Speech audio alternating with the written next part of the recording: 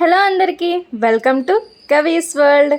ఈరోజు mushroom curry చేశానండి. చాలా టేస్టీగా వచ్చింది, అలానే ఈజీగా కూడా ఉంటుంది. ఒకసారి మీరు కూడా ట్రై చేసేయండి. చూసి ముందుగా జీలకర్ర ఆనియన్స్ వేసి ఆయిల్లో ఫ్రై చేసుకోవాలండి. 50% కుక్ అయిన తర్వాత మష్రూమ్స్ వేసి సాల్ట్, పసుపు, అలానే అల్లం వెల్లుల్లి పేస్ట్ వేసి బాగా ఫ్రై చేసుకోవాలి.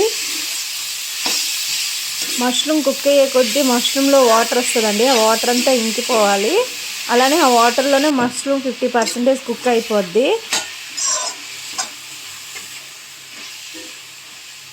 వాటర్ ఇంకిపోయిన తర్వాత కారం, గరం మసాలా వేసి ఒక 2 minutes ఫ్రై చేసి నెక్స్ట్ వాటర్ మనకి ఎంత కావాలో అంత అడ్జస్ట్ చేసుకుంటే ఒక 10 minutes బాయిల్ చేస్తే అయిపోయిందండి కర్రీ. చాలా అంటే చాలా టేస్టీగా ఉంటుంది. ఒకసారి మీరు కూడా ట్రై చేసేయండి.